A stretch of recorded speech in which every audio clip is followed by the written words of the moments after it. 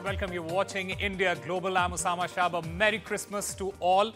We'll get you all the highlights of the day and the big stories. But first, let's take a look at the headlines.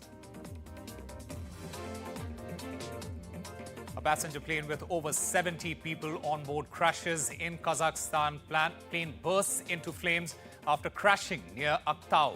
The plane had requested for emergency landing. Reports indicate at least 25 have survived.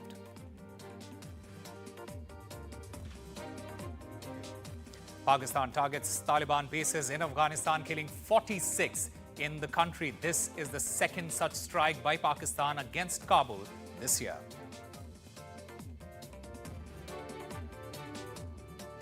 The latest from Bangladesh, the ousted Prime Minister Sheikh Hasina's son, he denies graft allegations in Rupur nuclear project. As millions of Ukrainians celebrate Christmas Day, Russia has launched a major missile and drone attack on the country's energy infrastructure. Zelensky terms these strikes inhumane. Apple seeks to defend Google's billion-dollar payments in search case.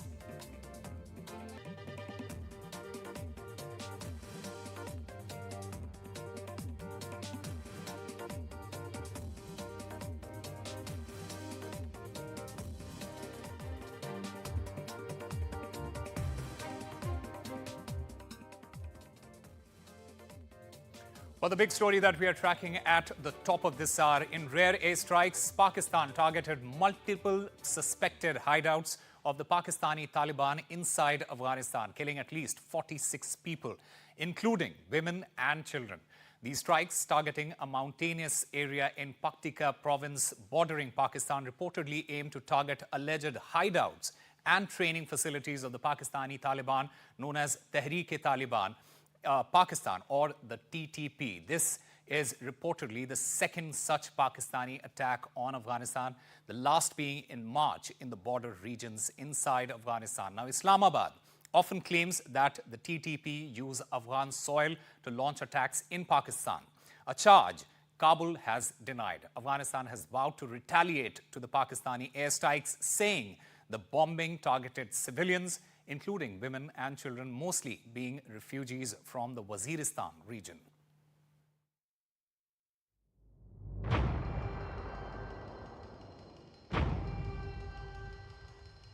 Late on Tuesday, sounds of explosions rocked a mountainous region in Afghanistan. According to reports, Pakistan targeted multiple suspected hideouts of the Pakistani Taliban inside its neighboring nation. The strikes were carried out in the Paktika province bordering Pakistan, killing at least 46 people, including women and children. Reports quoting Pakistani officials suggest that the strikes also dismantled a training facility and killed some insurgents. It was reportedly the second such Pakistani attack on alleged hideouts of the Tehreek-e-Taliban Pakistan since March in the border regions inside Afghanistan. Islamabad often claims that the TTP use Afghan soil to launch attacks in Pakistan, a charge Kabul has denied. Just last week, Pakistan had said that at least 16 soldiers were killed in clashes with militants near the Afghan border. The Tehreek-e-Taliban Pakistan had reportedly claimed responsibility for the deadly raid. Tehreek-e-Taliban Pakistan was formed in 2007 as an umbrella organization of various hardline Sunni Islamist groups operating individually in Pakistan. Formed under the leadership of Baitullah Mahsood, who has since died, the TTP is rooted along the Afghanistan-Pakistan border. Some estimates suggest TTP has between 30,000 and 35,000 members. According to the United Nations, its stated objective is to overthrow the elected government of Pakistan to establish an emirate based on the interpretation of Islamic law. The Afghan government has condemned the Pakistani airstrikes and said they won't go unanswered. The strikes come hours after Pakistan's Special Representative for Afghanistan, Muhammad Sadiq, traveled to Kabul to discuss a range of issues, including how to enhance bilateral trade and improve ties. With Vishal Vivek, Bureau Report for NDTV World.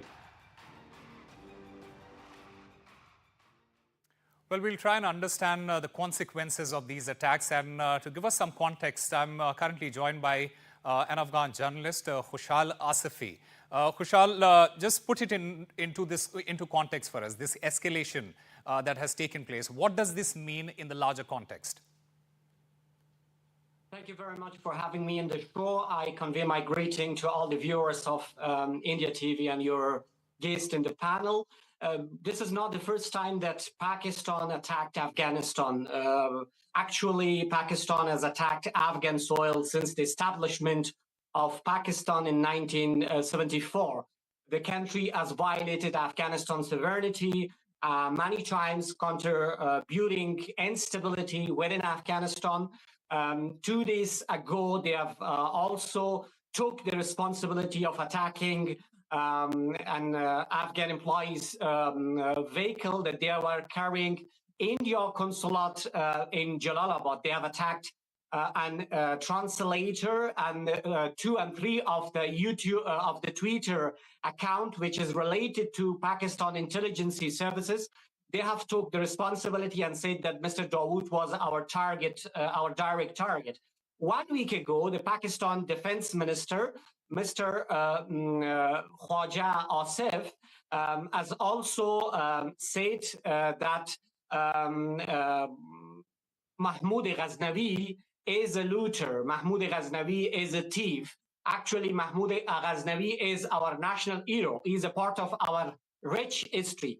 These all allegations and these are all the things that they have done in the past 2-3 weeks against Afghanistan, against Afghan soil. It does mean that they have violated international laws. It does mean that they have violated Afghanistan's sovereignty. Actually, the problem is on the ground that they cannot tackle, they cannot fight with insurgents inside Pakistan. They have very strong bases inside Pakistan, in Pakhtunkhwa, in Quetta, in Karachi, in Waziristan. Why Pakistan government is not tackling and fighting with insurgents inside Pakistan? Instead, they are coming and attacking on Afghan soil. This is just an allegation. There is no enough witness and proof that they can prove that we have killed. Actually, the number that I have until now is 51 people killed, including children, including women, in Barmal and then the Patan districts of Paktika, which is a province that has a shared border with Pakistan. Right. All right, Khushal Asifi, thank you very much for putting everything in perspective for us. In fact, I'm also currently joined by Dr. Tara Karta, former Director, National Security Council. I also have with me Imtiaz Gul, a senior journalist from Pakistan. My first question to you, Mr. Gul, has the TTP been further bolstered by the Islamic attacks on the Taliban government? Certainly not. I mean, the job of a proxy terrorist group is to pick and choose the timing and venue of its choice just to create instability. And I think what Daesh or what TTP has been doing has drawn attention of all the countries, including that of China, of Russia.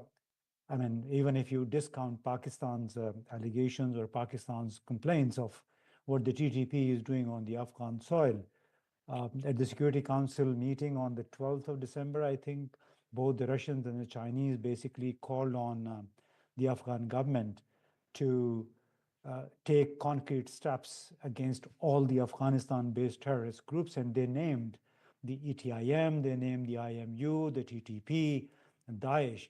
So I think I would also request, you know, when you take journalists for commentary on your platform, they shouldn't be singing songs that are rooted in the history. They should also go by the data. So what this Mr. Faruqi was saying, it sounded so one-sided charade of allegations. Okay. So I think when, there are certain facts, realities. The reality is that right now, whether it's the United Nations report from July 2024, whether it's the Russian and Chinese and the American speeches at the UN Security Council, they all point to one reality, and that reality is that all major Al-Qaeda affiliated terrorist groups are right now based in Afghanistan, and one of them, that is the TTP, is continuously attacking Pakistani targets. So this is what the Pakistani Air Force apparently tried to take out the sanctuaries of the TTP in Paktika provinces, that is the east of Afghanistan. All right, Dr. Tarak Karta, you heard Mr. Gul. Do respond to him, but also another big question that arises here is that is Kabul enabling TTP to launch attacks on the Pakistani soil? I think I mean, Mr. Gul is an extremely respected journalist, but I would disagree with one thing. Okay. You know, Saudi Arabia has just opened an embassy I mean, it's embassy, if you want to call it, in Afghanistan. The Russians are dealing well with Kabul. The Chinese are dealing well with Kabul. So Kabul's terrorist groups are definitely, they are trying to take on the various other groups like the ISIS and things, and they have some capability. They're trying to do the best they can.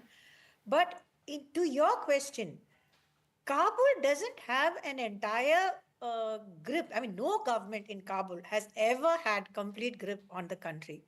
So a lot of the fringes, which is why Pakistan was able to launch its own jihadi operations for decades. I mean, Mr. Gul, I would ask you, I mean, since 1974, Pakistan has made life pretty miserable for the Afghans. So they have a stake here. But apart from that, the Tehrik, the TTP is largely Pakistani. They are not them, very few are Afghans. They are all people who are based in the tribal regions. So if they are attacking their own places, they have probably, I mean, you had some very, very severe attacks recently. I think the number given is 785 terrorist attacks in the last 10 months. So therefore, the Pakistan army has to do something, though I have not understood why they did this at a time when the special envoy was in Kabul talking of peace and cooperation and all the rest of it. And on the other hand, you launch airstrikes. There seems to be some kind of mismatch between these two policies. So it's a very puzzling thing. I don't know how it's going to benefit Islamabad. No, it's puzzling because you are not aware of the entire situation, I would say, just because you are not aware that the TTP chief lives in Kabul as an official guest. The other leaders live in Paktia and Paktika. They are there treated as official guests. So all the logistical support that they require for launching terrorist attacks inside Pakistan, they get from inside Afghanistan. I'm not saying that the Afghan Taliban are directly supporting them in carrying out terrorist activities. They say that we have forbidden everybody from launching terrorist activities across the border.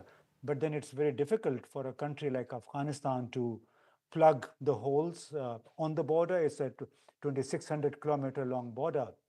So I think I would request to also focus on the current situation rather than going back to the 1970s and the 1980s when the CIA basically had started arming and funding all the Afghan Mujahideen against the Soviet Union.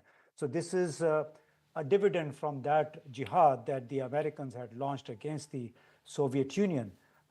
Today, of course, Pakistan committed a lot of mistakes. Pakistan has had its share of contribution basically in the jihad as well as its share of suffering at the hands of terrorist groups like TTP. Mr. Gul, so we should rationalize discourse. I mean, you being an academic, I think should have a much comprehensive, much broader picture rather than just lunging into Pakistan by using the outdated information. Okay, we'll get a response from Dr. Karta, but my question is, Pakistan's relationship with Afghanistan, it has deteriorated in the past couple of years.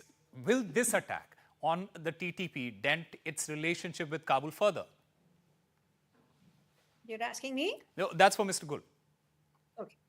Well, I don't think so. The relationship had remained frozen for almost a year and a half, just because particularly in September last year, when the TTP crossed the red line and Pakistan conveyed its protest to the Taliban government. And thereafter, the formal relationship basically froze. And now, after such a long time, the newly appointed Ambassador Sadiq visited Kabul 2 days ago, and he had a very, very candid conversation. And that was an indication that even the Afghan government basically was ready to cooperate in counterterrorism. And they can ignore Pakistan's demands for conclusive action against the TTP, but they certainly cannot ignore what the Russian and what the Chinese ambassadors at the UN Security Council said on the 12th of December as far as terrorist groups inside Afghanistan are concerned. So either you accept those, and even the United Nations report from July this year, as well as the US annual report that was released a few days ago, they all point just to one reality, that there are groups based in Afghanistan who are now carrying out terrorist activities across the borders of Afghanistan. Okay, Dr. Karta, your response to that, a very quick response to that. Also, this entire turmoil in the neighborhood, should India be concerned?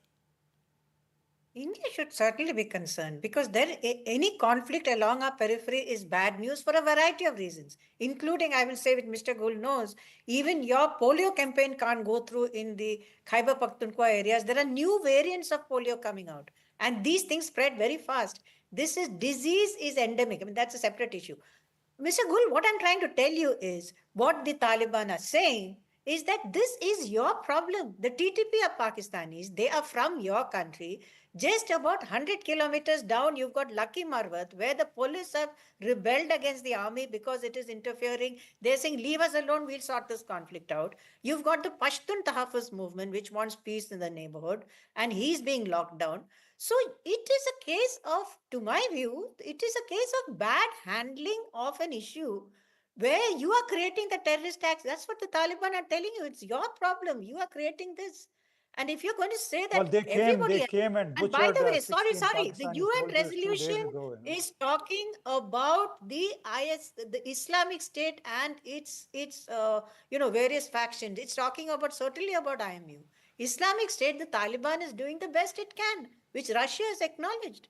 That is why it's so friendly. China has acknowledged that Taliban is doing what it can against these international terrorist groups. The TTP comes in a different segment. That's all. All right, we're extremely running short of time, Dr. Karta and Mr. Imtiaz Gul. Thank you very much for speaking to NDTV. We'll slip into a very short break, but more on the other side.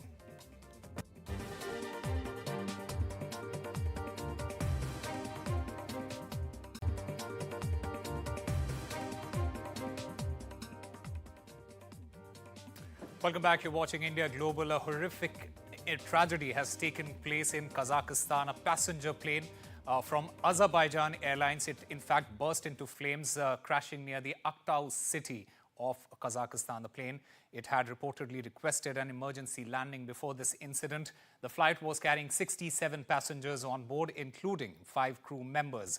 According to reports, the plane was flying from Baku to Grozny in Russia's Chechnya.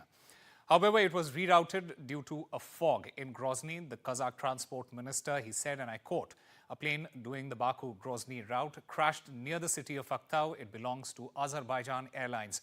Now, videos on social media, it showed the aircraft rapidly losing altitude and bursting into flames upon crashing. It is not yet clear how many people have died, but preliminary information revealed that around 25 people have been rescued so far. This also includes an 11-year-old boy and a 16-year-old teenager as well. Several visuals also showed ambulances at the crash site as the survivors, they were being deboarded from the emergency exit located at the rear end of this entire aircraft. A video, it showed the aircraft rapidly losing altitude and started banking to its right. It then crashed into an open field and burst into flames. In fact, let's listen in to what the Russian President Vladimir Putin had to say on this crash. Прежде чем мы начнем работу, к сожалению, должен сказать несколько слов о трагедии, которая произошла сегодня в Актау. Разбился самолет, есть погибшие, раненых много. И как мы сейчас только с вами и говорили, я от вашего имени хочу выразить соболезнования семьям погибших и всем пострадавшим. Будем надеяться на их выздоровление. По согласованию с президентом Казахстана в Актау вылетает. And I'm currently joined by RT correspondent Umema Ishahar. Umema, just break it down for us. How many survivors are there? What is their condition? And also, prima facie, is there a sense that there was a technical failing or something else? Of course, as you mentioned, the crash was eventually confirmed by Kazakhstan's emergency services. Now, there are conflicting reports about the reason behind this crash, one of them being a collision with a flock of birds, the other one being fog. And the pilot sent in a signal, an SOS signal, and tried to land in Kazakhstan, but flight radar shows that the plane was doing circles in the air in Kazakhstan right before it crashed.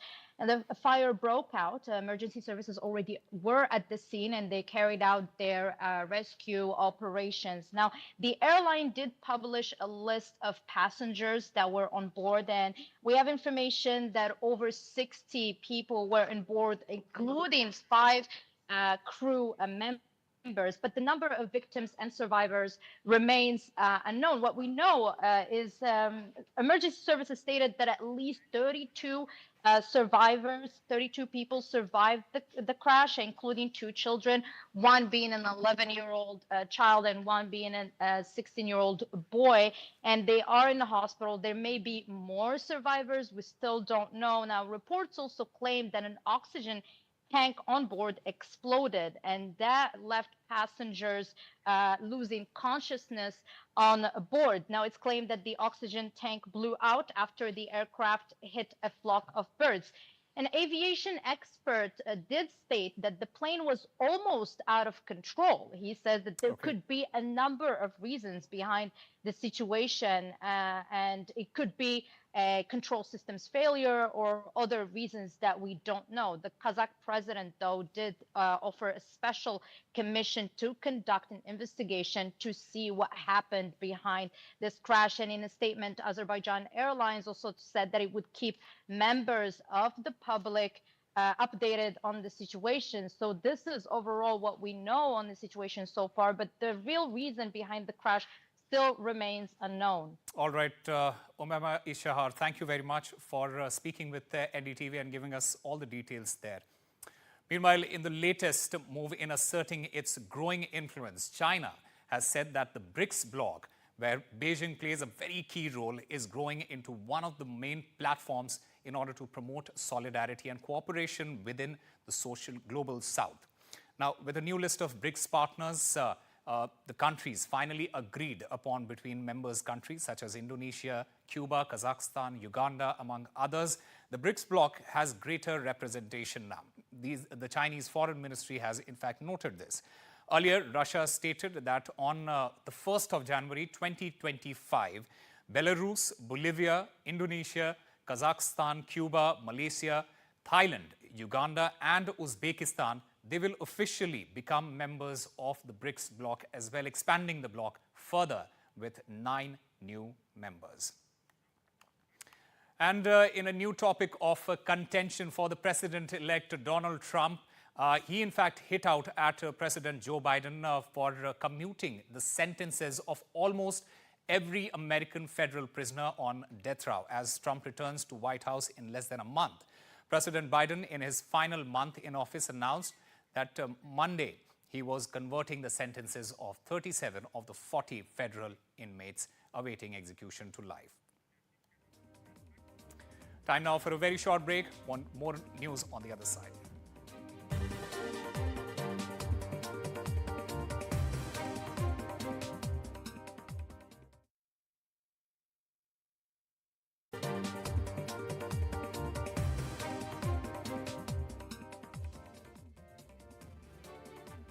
Welcome back. In the latest in the turmoil that has taken over Bangladesh, Sanjeeb Wazed, the son of the ousted Bangladesh Prime Minister Sheikh Hasina, he has accused the interim government led by Muhammad Yunus of weaponizing the judiciary. He has also said that they are carrying out a political witch hunt against Sheikh Hasina as well as the Awami League leadership there. These allegations, they come 2 days after the Yunus government has sent a diplomatic note to New Delhi seeking Hasina's extradition from India. Bangladesh's International Crimes Tribunal has issued alert warrants for arrest warrants for Sheikh Hasina and several former cabinet ministers, advisors, and military and civil officials for what they say are crimes against humanity and genocide. Now, in his post, Wazed said that the judges and prosecutors appointed by the unelected Yunus-led regime to conduct farcical trial process through International Crimes Tribunal makes it a political witch hunt that forsakes justice and marks another ongoing onslaught to persecute Awami League leadership. Meanwhile, both Wazed and Hasina, they are facing a corruption probe as well for allegedly embezzling $5 billion from the Russia-backed Rupur nuclear power plant project.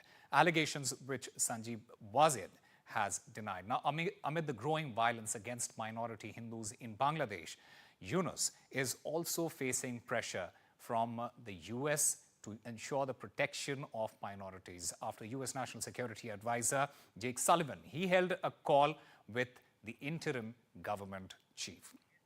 In fact, I'm also currently joined by our guests at this moment. I have with me Major Razaul Karim, EB retired researcher and analyst from Dhaka. I also have with me Veena Sikri, former ambassador to Bangladesh. A very warm welcome to both of you on NDTV. My first question to you, Ms. Sikri, is, the former ambassador to Bangladesh's foreign ministry, it has said that it has yet to receive a response from India on its extradition request. How will India at this moment handle this dilemma? Well, I think our government has been very correct and has said that there is no comment at the moment, because I think this is quite amazing to think that Bangladesh is already talking in terms of a reminder letter, when actually the first letter is barely 24 or 48 hours old. And I think we must appreciate that an extradition process is an extremely complicated legal and judicial process. And to say that just on the basis of a diplomatic note verbal that the Bangladesh unelected, constitutionally invalid regime of President Muhammad Yunus is saying that now send her back because here it is. Where is the trial? Where is the result of the legal process? There is absolutely no evidence that there has been any judicial trial or any completed judicial progress. All we know is all kinds of accusations are there about blaming Prime Minister Sheikh Hasina for various acts of commission and omission, but there is absolutely no legal process, and there's a tribunal where the judge, the head of the tribunal, has been replaced by the present unelected regime of President Muhammad Yunus, and replaced by somebody who was the defender, who was defending the people accused of war crimes in the previous process that was going on. So all this doesn't make any sense. There is no authority for the Muhammad Yunus government to change judges. They were changed by the process of mobocracy. The previous judges were surrounded and were forced to step down, and new people have been appointed. All this doesn't give any confidence to the process ongoing in Bangladesh. You spoke, for example, of the call by a National Security Advisor of the USA to Professor Muhammad Yunus. And in that call, Mr. Jake Sullivan spoke about his interest in having a stable, prosperous and democratic Bangladesh. But at the moment, neither of these terms apply to what is happening in Bangladesh. There is no stability in Bangladesh at all. Professor Muhammad Yunus does not seem to be in control. The Jamaat-e-Islami and other Islamist parties and organizations are taking all the decisions without having any authority at all, despite the fact some of them, like claim to be from Hizb ut-Tahrir, they've been even sworn in as advisors. Hifazat al-Islam members have been sworn in as advisors. So we don't know. Even the whole system of interim government formation cannot be called as a government. It's just a regime or an administration, because there is no constitutional validity. So there is no democracy of any kind whatsoever. Neither is there any stability, nor is any prosperity. The economy is going down. So I do not know on what basis this kind of letter and a reminder. We should not make the process of extradition a farcical one. It is a very serious process. It is a serious process based on judicial decisions by a legally valid judiciary. And all this has to be taken into account, has to be given to the Indian government together with a letter before you can even start looking into it. None of this has happened. All right, all right. We'll try and find those answers. Major Karim, as the United States is now taking note of this entire situation that has emerged in Bangladesh after Yunus government came to power and Sheikh Hasina fled the country, can we expect Dhaka to come up with a response now? Yeah, thank you. I'm really quite amazed to listen Mrs. Sikri. Basically, she was mentioning about the process. She was mentioning about the democratic status in Bangladesh. Actually, I will have questions to her that if you truly mention all those things right now, then you should compare the past 15 years, what happened in Bangladesh, especially election in 2014, election in 2018, and every time Sheikh Hasina, that means Awami government, they had not been following the democratic process. And about the Yunus government, the one she was mentioning, that justice and the judicial management or judicial process, the one she was mentioning, right now the judicial process is absolutely okay. Why? Because all on a sudden, you cannot do everything or you cannot have a massive change. Actually, at the time of Sheikh Hasina or during her regime, actually the judicial process or the our judicial department, it was totally polluted. It was totally non-functional. And right now, Dr. Muhammad Yunus and his government is working very actively, but it needs some time. And about US response to US government, yes, Dr. Muhammad Yunus is very positive and he is very proactive. Not only US, he is also he has replied to the European Union, also some other countries, the European community. They have communicated to Bangladesh, and also we are replying the same. And about our the local political parties, Jamaat Islami and BNP and other political parties, they are quite positive towards the Yunus government. Yes, there is one-sided complaint towards Yunus government, that is Awami League. And Awami League, the political party chief, Sheikh Hasina, is staying in India. And I will request our Indian government and also Indian bureaucrats or especially the media, they should have a very positive gesture towards Bangladesh. Thereby, we can get cooperation from India. If India preoccupiedly shows negative gesture towards this government, we cannot build strong relationships with India. Okay, Veena Sikri, do respond to what Major Karim has said. And also the question arises is, Sheikh Hasina being in India and with the new government demanding Sheikh Hasina that she must return back to Bangladesh, do you think this situation will really impact the equation between the two countries here?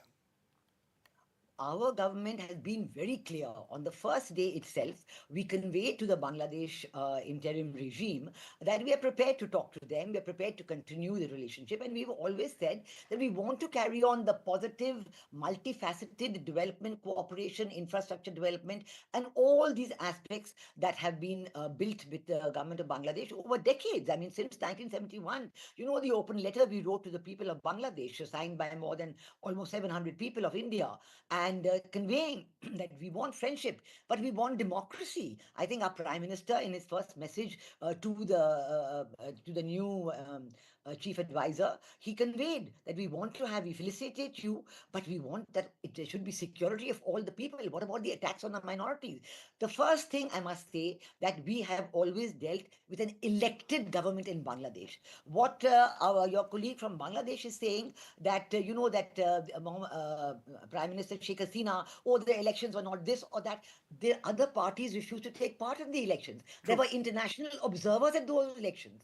International observers were there at every election from all countries, from the EU, from India, from other countries. Now, when you have an internationally certified election, you deal with that government. And India has always dealt with the elected government in Bangladesh. And I've always tried to develop good relations with the elected government in Bangladesh. This is not an elected government in Bangladesh, and the present is just a regime which seems to have been sworn in on the constitution, but they have sworn in on a constitution which has no provision for an interim regime. of this kind. And then for the government to come in and say that we will first have reforms and then have elections. Karim, and so Mr. on, Karim, the do people respond. of Bangladesh seem to be unhappy. Mr. Karim, do respond to Bina Sikri. And, from Sheikh Hasina's son, he has also talked about the witch hunt that is being carried out by the interim government against his mother as well as the party that she belonged to. Respond to that as well. Yeah, actually, once I was listening, Mrs. Bina Sikri, that I was feeling the flavor that maybe somebody from, she's the way she is talking, maybe kind of acting spokesperson to Awami League. Actually, see, you need to be please, I want to intervene here, please. I want to intervene here. Yeah. There is no such, I am talking as a citizen of India. I am talking as a citizen of India. Please don't make any kind of allegations. You have no right, no authority to make any allegations of any kind. I am talking as a citizen of India who has had the most wonderful friendship during the time that I was in Bangladesh, even though there was the Begum Khalda Zia's government. No kind of political affiliation of any kind. So please do not make any allegations. Yes, Mr. Karim, please go ahead with your response. If you truly want a friendship, trust me, we at first need to avoid hate speech. We need to avoid the giving negative speech against Bangladesh, against our, thereby we are increasing communal riots, communal violence. May I say that we need to avoid attacking the minorities of Bangladesh, the Hindus, the Buddhists, and the Christians. This is not something we are saying. Please stop defining this as Indian media propaganda when the whole world is talking about there is in fact, Bina Sikri and Major Karim, there is a lot of pressure from across the board on the interim government at the moment. The big question is, how will Yunus government protect the minorities? And has Dhaka launched a witch hunt against Sheikh Hasina? These are the questions that still remain. A big thank you to both of you for joining us and putting your views for all of us. Time now for a very short break. More news and updates on the other side.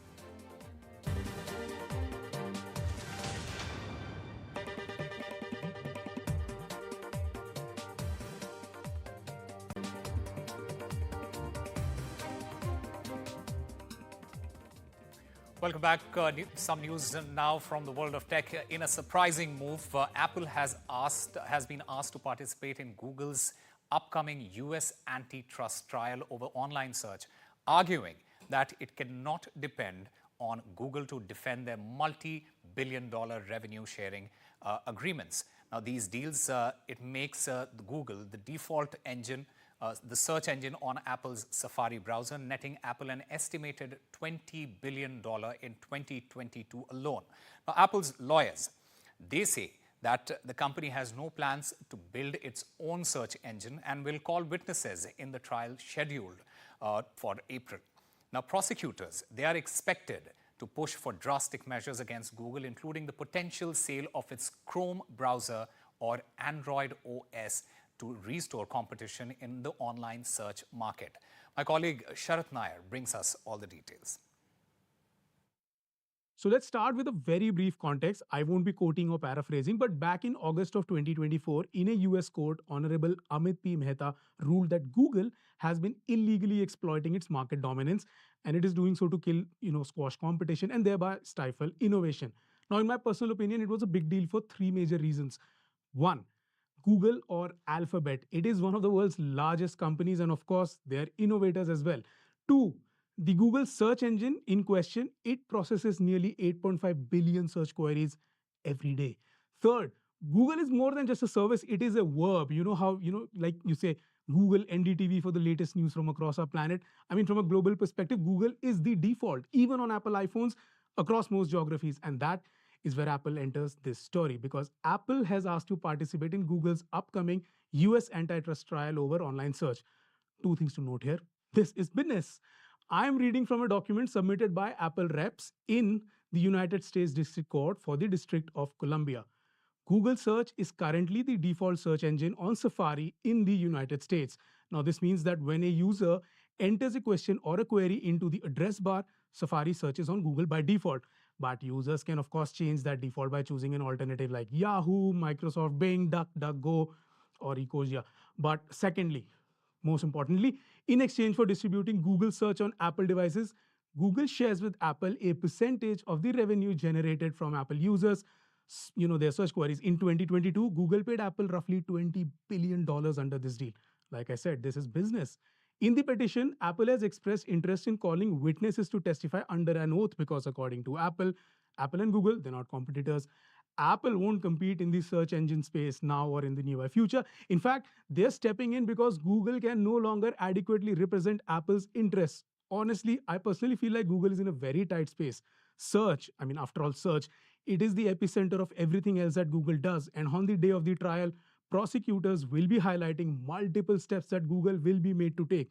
The two most painful ones being selling Chrome browser and Android. Of course, Alphabet, Google's parent company, is doing everything it can to shine a light on what they're saying is the premise of this case. Exclusive deals, like the one they have with Apple, Google might end such deals in the future. They might even not enter agreements with Android smartphone manufacturers to require, setting Google as the default search engine for using these phones. But in any case, the US Department of Justice versus Google case might even end up changing how we talk every day. So let me start by saying, why search? Just type ndtv.com on your browser or actually get our app to stay updated about developments in this case.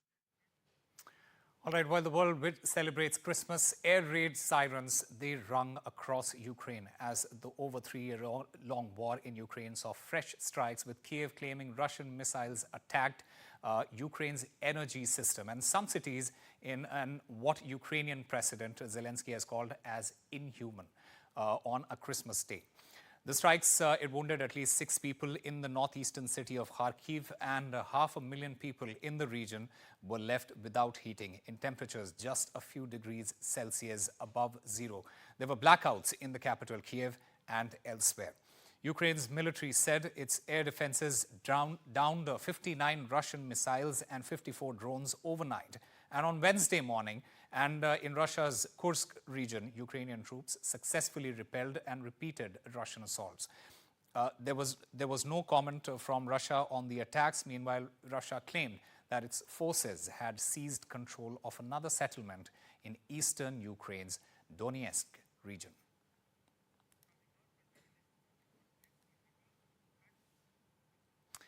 And Israel is ramping up its military response to Yemen's Houthi rebels. In fact, Defense Minister Israel Katz, he has announced on Tuesday that Israel will now target the group's leadership. This move, it marks a significant escalation after weeks of missiles and drone strikes from Yemen that have intensified tensions in the region.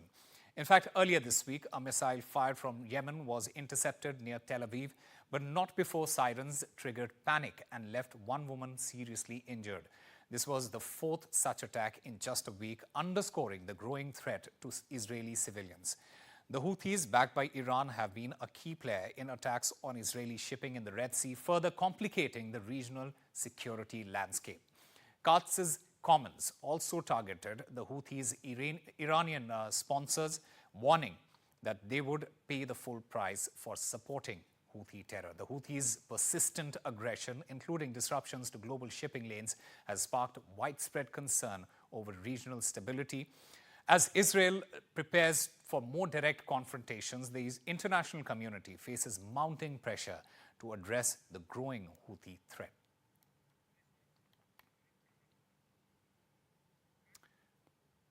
Now, while the war has ravaged Gaza, with over 45,000 people killed in over 1 year-long war, Bethlehem, the city in the occupied West Bank that the Christians believe is the birthplace of Jesus Christ, marked yet another solemn Christmas under the shadow of Israel-Gaza war.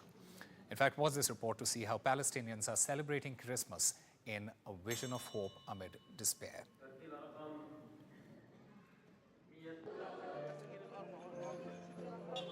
In the heart of Gaza City, amid ruins and despair, the Church of the Holy Family stands as a sanctuary of faith and hope. On Christmas Eve, Palestinian Christians gathered here for a somber yet resilient mass, seeking solace in the birth of Christ. Even as war shadows their lives. السنة هذيك كان قاسي كثير علينا، والسنة هذه قاسي بأجواء الحرب وبالشهداء وبالحياة اللي إحنا عايشينها، مش قادرين يعني إيش نعبر عنها، إشي مأساة كثير صعبة، لكن لازم نعيد بمجيء ومولد سيدنا المسيح. Najla is one of many who have found refuge in the church after being displaced by the war that erupted in October last year. Her voice carries a shared hope, a wish to return to Bethlehem next Christmas. Bethlehem, the biblical birthplace of Jesus, mirrors the muted celebrations in Gaza. For the second consecutive year, the ongoing Israel-Hamas conflict has cast a long shadow on the Holy Land. Christians, a minority in the Holy Land, persevere. Around 182,000 live in Israel, 50,000 in the West Bank, and just 1,300 in Gaza. For them, this season of joy comes with a plea for peace. Across the border, a different kind of resilience is remembered. Yonah Brief, a 23-year-old Israeli combat medic, became a symbol of defiance.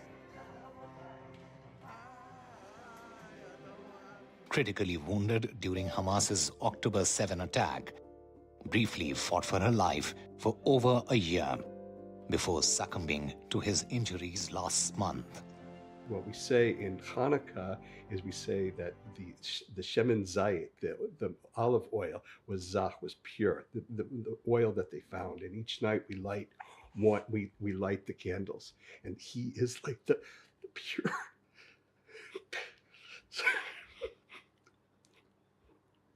like the pure oil that we light at Hanukkah. Just a simple soul who loved life. His journey from the battlefield to the hospital inspired many. After losing both legs and enduring 20 surgeries, his determination became a beacon of hope for doctors and soldiers alike. Yonah's story reflects on the cost of this conflict. Over 800 Israeli soldiers have died since October 7, while in Gaza, the toll has reached nearly 45,000 Palestinians, according to health officials. In a land where faith intertwines with struggle, Christmas in Gaza and beyond is not just a celebration. It is a prayer for peace, a call for an end to despair, and a hope for a brighter tomorrow. With Rhythm Arcadia, NDTV World. That's all we have for you. Keep watching NDTV World.